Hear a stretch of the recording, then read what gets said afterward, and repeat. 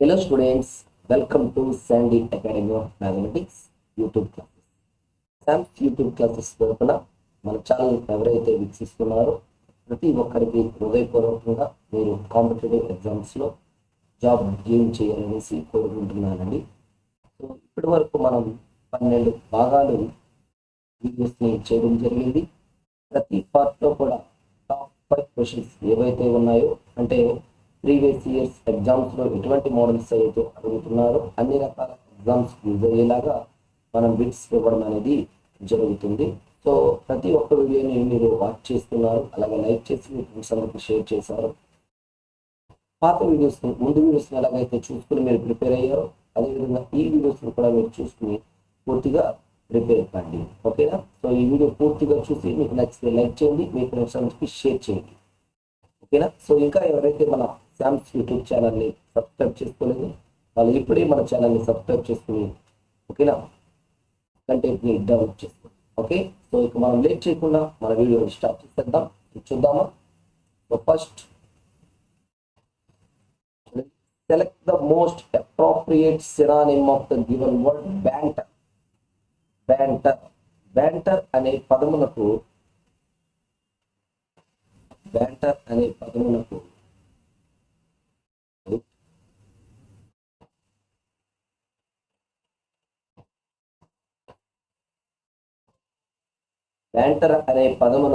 పర్యాయ పదమును తెలుపుము అని అడుగుతున్నారు.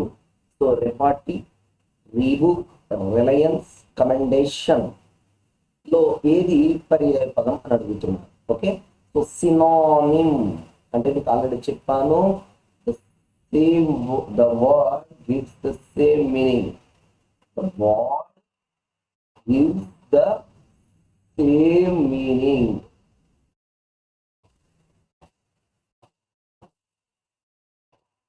ఒకే అర్థాన్నిచ్చే పదము.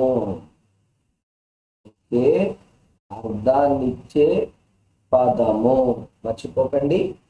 మనకి ఎక్కువగా ఎస్ఎస్సి ఓరియంటెడ్ ఎగ్జామ్స్ కానీ రైల్వే ఎగ్జామ్స్ కానీ వాటిలో ఇది ఎక్కువ కనబడుతుంది. అందుకే నేను ఇప్పుడు రీసెంట్గా వచ్చే ఎగ్జామ్స్ ఏంటంటే ఎంపీపీఎస్సి కానీ సిజిఎల్ కానీ ఓకేనా, లేకపోతే ఎస్ఎస్సి ఎంటీఎస్ సిహెచ్ఎస్ఎల్ ఇలాంటివి వస్తూ ఉన్నాయి. కాబట్టి వాటి కోసం నేను ఇవి చెప్పడం జరుగుతుంది. ఓకేనా? సో అందుకని మీకు ఇంగ్లీష్కి వచ్చేటప్పటికి నేను ఈ క్వశ్చన్స్ ఇస్తానంటే చిన్న చిన్న బిట్స్లో స్కోర్ చేసుకునేలాగా నేను జరుగుతుంది. ఓకే, సో మెయిన్లీ నేను అథమెటిక్ చేస్తాను. అయితే వాటితో పాటు మన స్టూడెంట్స్ అడుగుతున్నారు మిగిలిన బిట్స్ కూడా ఇవ్వండి సార్, మేము ఎలాగా ఇంటి దగ్గరకు వచ్చి ప్రిపేర్ అవుతున్నాము అది కొంతమంది కోసం మనం అన్ని రకాల బిట్స్ చూపించడం జరుగుతుంది. ఓకేనా? సో ప్రస్తుతం ఉన్న సిచ్యువేషన్స్ లో మనం ఓన్లీ మనమే సింగిల్ బిట్స్ చెప్తాం. రానున్న రోజుల్లో మనకు కుదిరితే కనుక ఓకే మనం ఆన్లైన్ క్లాసెస్ చెప్పాలనుకుంటున్నాము తక్కువ ఫీజుకి. ఏదైనా ఇంగ్లీష్ క్లాసెస్ కూడా మనకి చేయడం ప్రయత్నిస్తాం. ఓకేనా? సో త్వరలో ఆన్లైన్ క్లాసెస్ గురించి కూడా మనం ఇన్ఫర్మేషన్ ఇస్తున్నాం. సో మీరు మనీ పే చేసి క్లాసెస్ తీసుకుంటే కనుక ఓకే, సో ఎక్కువ మందికి ఇంట్రెస్ట్ ఉంటే ఇంగ్లీష్ క్లాసెస్ కూడా చెప్పించడానికి ట్రై చేస్తాం. ఓకేనా? సో ప్రజెంట్ ఈ బ్యాంటర్ అనే పదానికి పర్యాయ పదం అడుగుతున్నారు. సో బ్యాంటర్ అంటే ఏంటంటే ఫ్రెండ్లీ కన్వర్జేషన్ అండి. Friendly conversation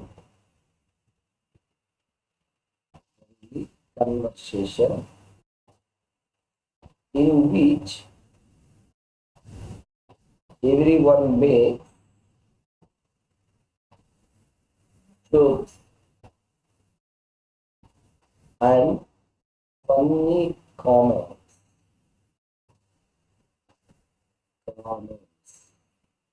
on each other.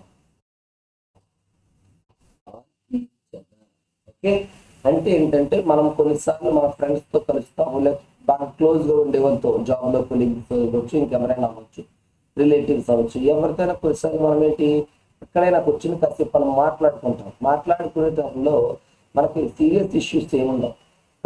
కాసేపు కాలక్షేపం చేసుకుంటూ కొన్ని విషయాలు పంచుకోవాలి, ప్రతి ఒక్కటి షేర్ చేసుకోవాలని అనుకునే సమయంలో కొన్ని జోక్స్ చేసుకుంటాం, ఫన్నీగా ఏవైనా కామెంట్స్ కూడా చేసుకుంటూ ఉంటాం. ఓకేనా? అంటే ఎదుటి వాళ్ళు మనకి ఎంత క్లోజ్ అయితే దాన్ని బట్టి మనం ఉంటాం. ఓకే, ఓకే, సో మనం అలా చేసుకునే హాస్యాస్పదమైన సంభాషణలు ఏవైతే ఉంటాయో, సరదాగా మాట్లాడుకునే విషయాలు ఏముంటాయో దాన్ని సింగిల్ గా బ్యాంటర్ అని అంటారు. ఓకేనా? సో ఈ బ్యాంటర్ అనే పదానికి అదే అర్థాన్ని ఇచ్చే పదం ఏంటంటే రెపార్టీ. రెపార్టీ అనే దాన్ని వాడుతూ ఉంటారు. ఓకేనా? సో గుర్తుపెట్టుకోండి, friendly conversation in which everyone makes fun. Okay, సింపుల్గా నీకు అర్థమవుతుంది, ప్రతి ఒక్కరు వాళ్ళే సరదాగా మాట్లాడారు. సో తరువాత ప్రశ్న రీజనింగ్ క్వశ్చన్ అండి. Reasoning question. Okay, so set the option that represents the correct order of the given words as they would appear in an English dictionary. Okay, so ఆంగ్ల అక్షరమాల, ఓకేనా, ఆంగ్ల నిఘంటువు ప్రకారం, ఆంగ్ల నిఘంటువు ప్రకారం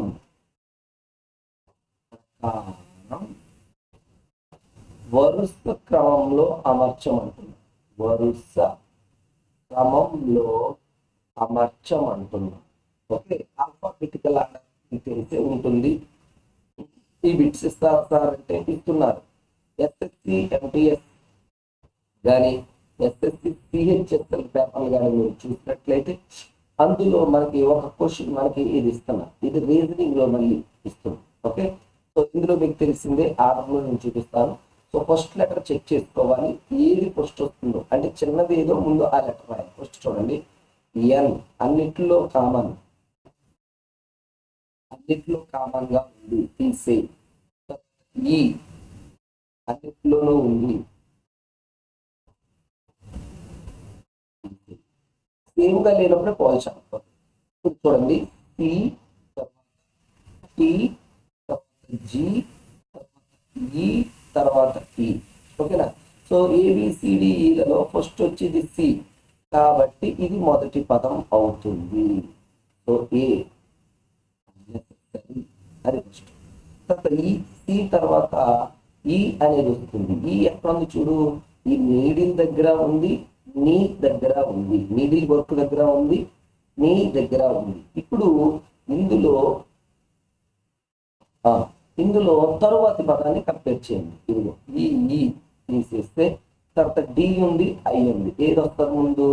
నీడిల్ వర్క్ డి ముందు వస్తుంది కాబట్టి ఫోర్త్ డి ఒకటి, ఇక్కడ నెయిల్ ఈ ఉంది కదా, ఈ రెండు అయిపోయింది. ఇంకా మిగిలింది ఇది నెట్వర్క్స్ నెగోషియేట్, జీ ముందు వస్తుంది కాబట్టి ముందు నెగోషియేట్ తర్వాత పి అనమాట. అర్థమవుతుందండి?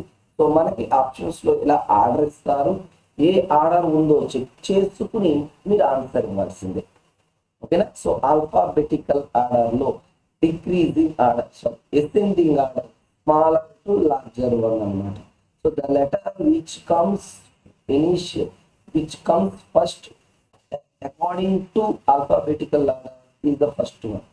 So you choose ascending order from minimum to maximum value, the minimum letter to maximum letter, smaller letter to bigger letter. చిన్న అక్షరాలు అంటే ఫస్ట్ లో వస్తాయి. మొత్తం 26 అక్షరాలలో ఫస్ట్ లో వచ్చి అని చిన్నవి, first letter, second letter, third letter, ఇవన్నీ స్మాల్. అక్కడి నుంచి పెద్ద లెటర్ వరకు వెళ్తూ ఉంటాము.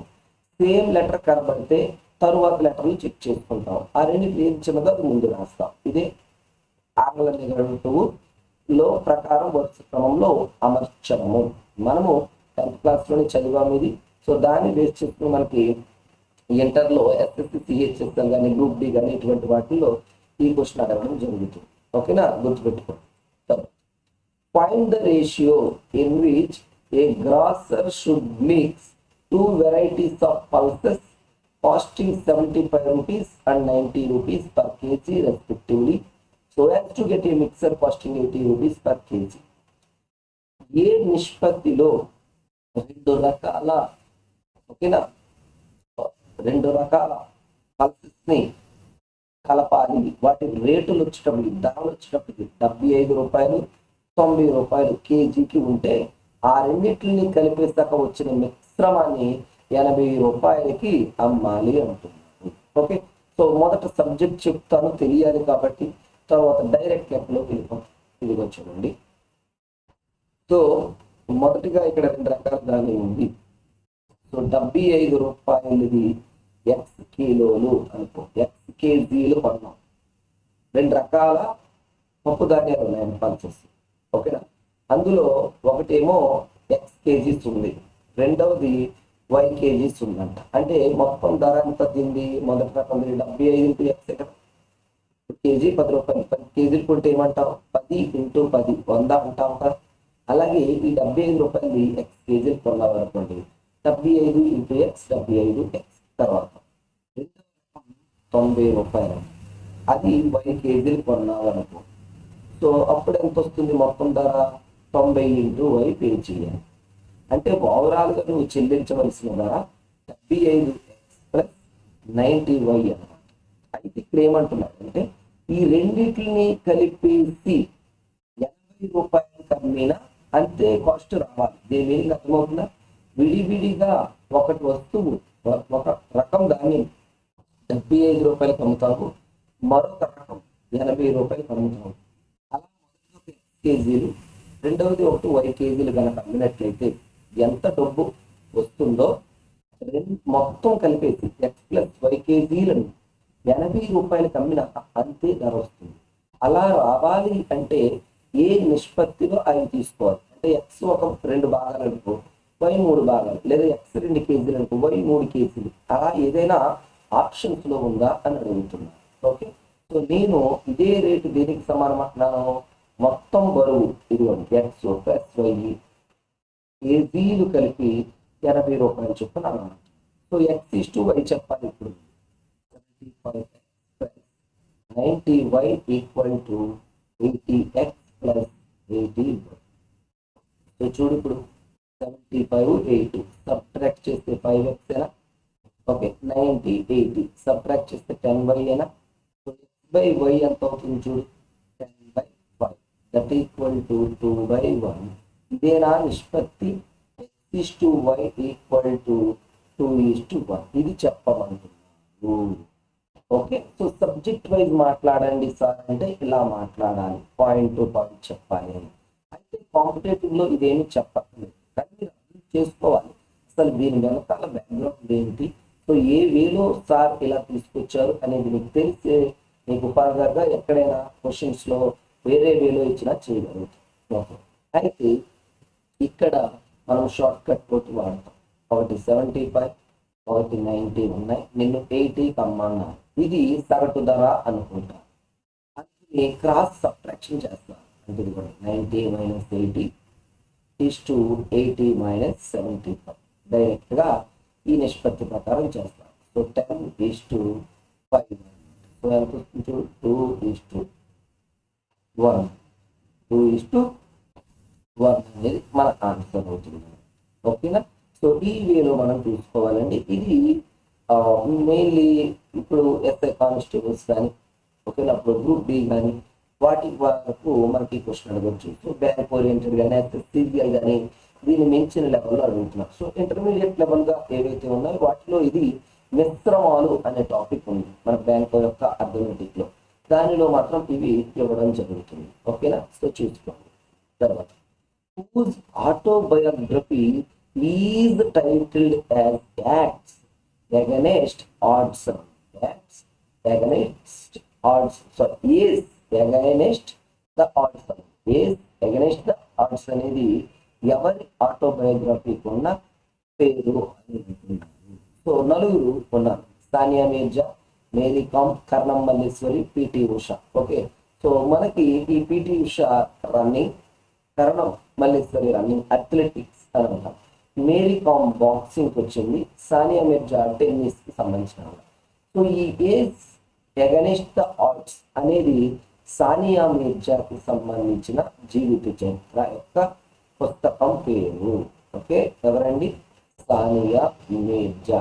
ఓకే, సో మనందరికీ తెలిసి ఈవిడ గురించి 1986లో ముంబైలో జన్మించింది.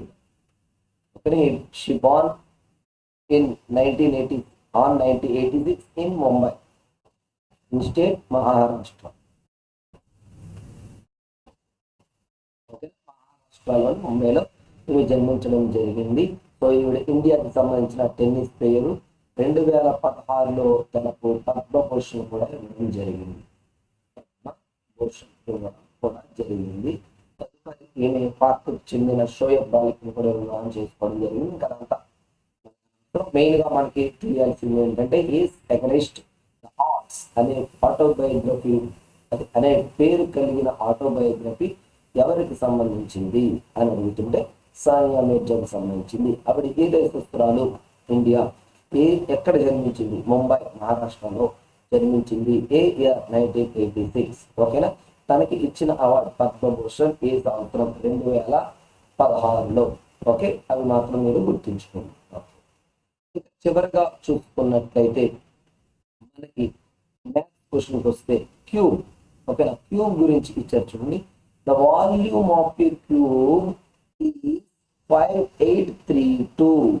Then find its total surface area అంటున్నారు. ఘనము యొక్క ఘన పరిమాణము 5832.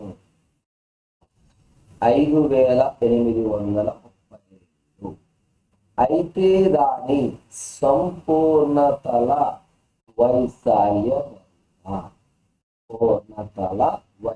అని ఓకేనా. సో ఇప్పుడు చూద్దాం మనం. మామూలుగా వాల్యూమ్ అంటే ఏంటి? ఏ క్యూబ్. సంపూర్ణతల వైశాల్యం 6a². ఓకేనా. సో నేను దీన్ని స్క్వేర్ చేస్తే ఏమవుతుంది? Volume square a⁴. దీన్ని క్యూబ్ చేస్తే ఏమవుతుంది?